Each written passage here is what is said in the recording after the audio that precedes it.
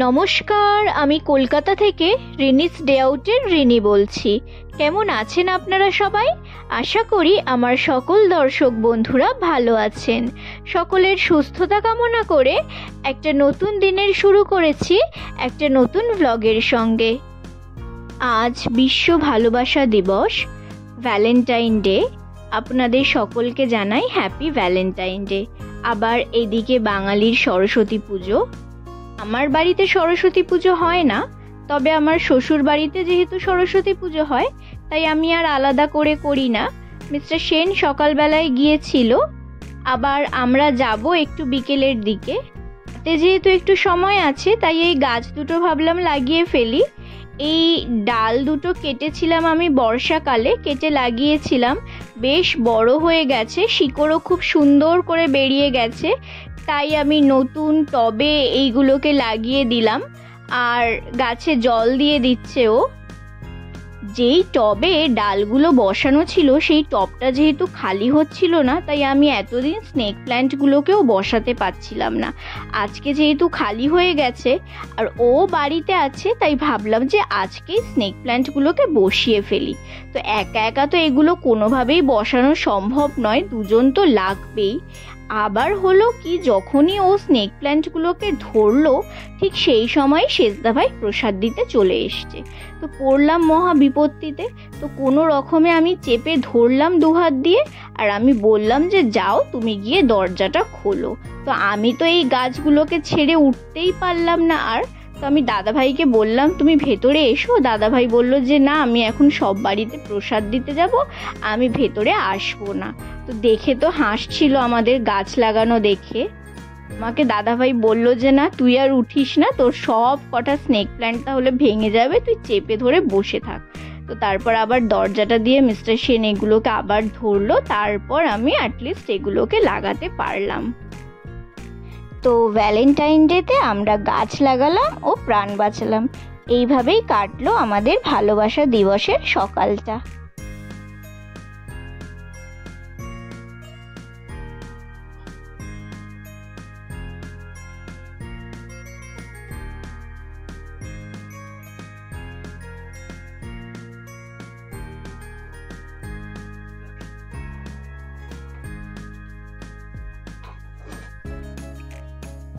আমাদের সরস্বতী পুজো হয় না, আমার শ্বশুর বাড়িতে হয়, আমি এখানে করি না। আমার সিংহাসনে সরস্বতী ঠাকুর নেইও। কালকে একজন বাড়িতে নাড়ু বিক্রি করতে এসেছিলেন, তো আমি নিয়েছি। তো ভদ্রলোক বলছিলেন যে নিন দিদি, এই মিষ্টিগুলো ভালো হবে। আমি নিলাম একটু।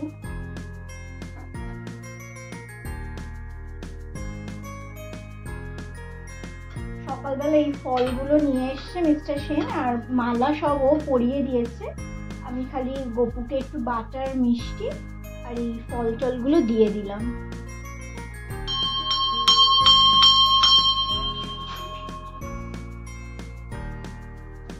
আর আজকে তো একটু ফুল সব ঠাকুরকেই দেওয়া হয়, আমাদেরও নিয়ে এসছে। চলুন এবার আমার গপুকে কেমন লাগছে একটু দেখিয়ে দিই আপনাদের, মালা পরে কেমন সেজেছে।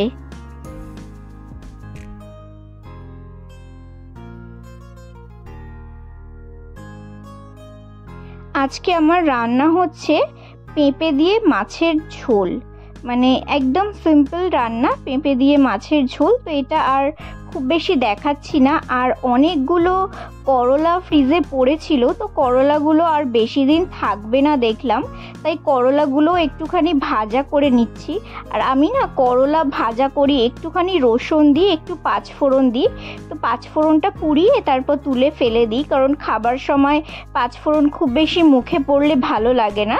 তো তারপরে করলাটা হাফ ভাজা হয়ে গেলে একটু পেঁয়াজ দিই। তো এইভাবে করলা বা উচ্ছে ভাজা খেতে আমার ভীষণ ভালো লাগে, তাই ভেজে নিলাম করলাটা এইভাবে। তো মাছের ঝোল পেঁপে দিয়ে রেডি হয়ে গেছে, একদম কম মশলা দিয়েছি, একটুখানি আদা আর একটু জিরে আর ধনে, আর একদম জ্যান্ত কাতলা মাছের ঝোল। আর এতে দিচ্ছি আমি শিঙি মাছ, একদম জ্যান্ত শিঙি মাছ এনেছে, সেই শিঙি মাছ দিয়ে ঝোল করলাম, আলাদা করিনি। একটা ঝোলের মধ্যেই কাতলা মাছ আর শিঙি মাছটা দিয়ে দিলাম। মাছের ঝোলটা মোটামুটি হয়ে গেছে। আর এই প্রেসার প্যানে করছি একদম পাতলা করে চিকেনের ঝোল। তো চিকেনের ঝোলটা আমি খুব বেশি শেয়ার করলাম না। তো এই ঝোলটা রান্না হয়ে গেছে, আমি একটা হুইসেল দিয়ে নিচ্ছি। হুইসেল দেওয়ার পরে কেমন ঝোলটা দেখতে হয়েছে একটু দেখিয়ে দিলাম আপনাদেরকে। এটা নিয়েছি আজকে হোম সেন্টার থেকে। এটা হচ্ছে আমার বাথরুমের একটা সেট, এটা উডেন। এটা অনেক দিন ধরে নেওয়ার ইচ্ছা ছিল। বাথরুমের একটু কাজ ছিল, তো ভাবলাম যে ঠিক আছে একেবারে কাজটা কমপ্লিট করেই নেব, নাহলে আবার রাখার প্রবলেম হবে। এটা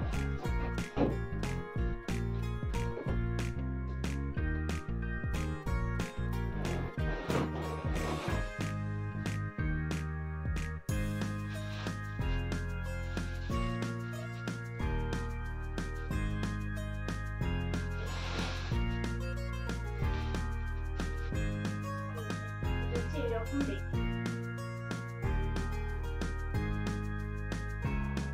একটা স্ক্রুর মধ্যে এটা এইভাবে হ্যাং করে দিলে হয়ে যাবে। কাঠের কোয়ালিটি খুবই ভালো। এই যে এগুলো রয়েছে পিওর এসএস স্টিলের।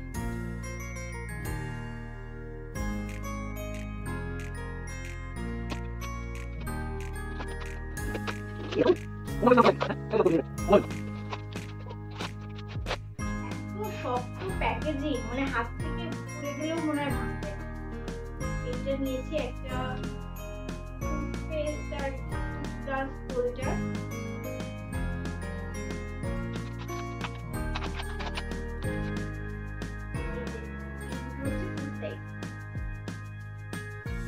এই মাসে যেহেতু আমার ভাই আর শায়নির অ্যানিভার্সারি, তো ওদের জন্য কিছু নিয়েছি গিফট। এখানে আছে একটা শাওয়ার জেল আর হ্যান্ড আর বডি লোশন আছে। এর সাথেও অবশ্য আরো গিফট কিনবো, মানে সবে স্টার্ট হয়েছে আমাদের কেনা। এগুলো নিয়েছি। আর আমার জন্য নিয়েছি দুটো ছোট ছোট নিয়েছি, আমাদের ব্যাগে রাখার জন্য আর কি সুবিধাই মিনিগুলো। এই কিনেছি হোম সেন্টার থেকে। এবার খাওয়া দাওয়া কমপ্লিট করে একটা বড় কাজ নিয়ে বসে পড়েছি। এই কাজটা অনেক দিন ধরে করব ভাবছিলাম, কিন্তু করে হয়ে ওঠা হচ্ছিল না। এই যে বক্সগুলো, এগুলো কিন্তু আমি কিনেছি প্রায় 3-4 বছর আগে। তো আমি এখন যে কাজটা করছি, আমার গোপুর সমস্ত জামা, ওর জুয়েলারি, ওর চুলগুলো সমস্ত, তারপর আমার সিংহাসনের যে সমস্ত কাপড়গুলো, সমস্ত কিছু না ভীষণ অগোছালো হয়েছিল। তো আমি যখন ওকে স্নান করাই তখন কোন জামাটা পরাবো, এটা বাছতে বাছতে তারপর জামা পাই, তো জামার ওপরের অংশটা পাই না, বা ওড়নাটা পাই না, বা কোন জামার সঙ্গে কোন জুয়েলারিটা পরাবো, এইগুলো নিতে গিয়ে না ওয়ার্ড্রপটা ভীষণ এলোমেলো হয়ে যায়। তাই ভাবলাম যে আজকে এগুলো অর্গানাইজ করেই রাখবো। তো এই যে 3টে বক্স আমি কিনেছি, এইগুলোর না একটা গল্প আছে। এইগুলো কিনেছি আমি এম বাজার থেকে, আর এইগুলোর প্রাইস ছিল বক্সগুলো প্রায় 800-900 টাকার মতো, আর আমি এগুলো ডিসকাউন্টে পেয়েছি মাত্র 125 টাকায়। 3টে কিনে নিয়েছি একসাথে। তো পরের বার যখন গিয়েছিলাম তখন ভেবেছিলাম যে আরও কিনবো, কিন্তু গিয়ে দেখি আর একটাও অবশিষ্ট নেই, হওয়ারই ছিল। তো এত সুন্দর স্টোরেজ বক্স অনেক এসেছিল, কিন্তু 2-1 দিনের মধ্যেই সব একদম স্টক আউট হয়ে গেছে। তো বড় বক্সটার মধ্যে আমি সমস্ত জামাগুলো রাখলাম, আর এইটার মধ্যে রাখছি এই সমস্ত, এই যে আসনগুলো, তারপরে ফল ঢাকা দেওয়ার জিনিসগুলো। আসন তো আমার অনেক ভ্যারাইটির, অনেক রকম আছে। তারপর ওর গা মোছানোর টাওয়াল, তারপর আমার তো শুধু গোপুর জামা না, মা লক্ষ্মী, মা কালীর জামা, বাবা লোকনাথের অনেকগুলো ড্রেস আছে, সমস্ত রাখলাম। আর এইগুলো হচ্ছে না ওই জামার কোমরটা বাঁধার যে সমস্ত লেসগুলো। এবার এই যে পাখড়িগুলো সমস্ত রাখছি ওপরে, অনেক পাখড়ি গোপুর, আর পাখড়িগুলো এত সুন্দর, আর ঠিক করে গুছিয়ে না রাখলে ওই 2-1টা করে পুঁতি যদি খুলে যায় তারপরে আর পরাতে একেবারেই ইচ্ছে করবে না। আমার গপু না মনে হয় মুকুট পরতে একদমই ভালোবাসে না। ওকে যখনই মুকুট পরাই তখনই দেখি মুকুটগুলো খুলে ফেলে। ও আসলে পাগড়ি পরতে ভীষণ ভালোবাসে। আমি না লেক মার্কেটের একটা বড় দোকান থেকে ওর জন্য অনেকগুলো গোল্ডেন মুকুট কিনেছি। গড়ানহাটা থেকে আমি কি সুন্দর সুন্দর ওর জন্য মুকুট কিনেছি। তারপর জন্মাষ্টমীর সময় যে ফুলের মুকুটগুলো বিক্রি হয় না, আমি 2 বছর কিনেছি, কিন্তু 1 বছরও আমি ওকে পরাতে পারিনি। তার দিয়ে কত করে চেষ্টা করেছি আজকে দিয়ে পরানোর, কিন্তু কিছুতেই ওকে আমি মুকুট পরাতে পারি না। মানে কি জানি কেন মুকুট ওর মাথায় থাকেই না। গোল্ডেন জুয়েলারি খুব সুন্দর থাকে, কিন্তু কোনো মুকুটই ওর মাথায় থাকে না। কিন্তু পাগড়ি পরালে না ছোট হোক বড় হোক ঠিক থাকে। আমি জানি না কেন এরকম হয়। তো ওই জন্য আমি এখন আর মুকুট কেনা একদমই ছেড়ে দিয়েছি। এখন আমি যা কিনি ওর জন্য পাগড়িই কিনি। তাহলে আজকের মতো ব্লগটা এখানেই শেষ করছি বন্ধুরা। যদি আমার এই ব্লগটা আপনাদের ভালো লেগে থাকে তাহলে একটা লাইক করে দেবেন, আর আমার চ্যানেলটা সাবস্ক্রাইব করার অনুরোধ রইল। আর যারা আমার প্রোফাইল থেকে আমার ভিডিওটি দেখছেন তারা অবশ্যই ফলো দিয়ে রাখবেন। আপনারা এতক্ষণ দেখছিলেন রিনিস ডে আউট। আগামীতে ফিরে আসবো আবার নতুন কোনো ব্লগের সঙ্গে। ততক্ষণ আপনারা সবাই ভালো থাকবেন, সুস্থ থাকবেন ও পরিবারের সাথে থাকবেন। নমস্কার।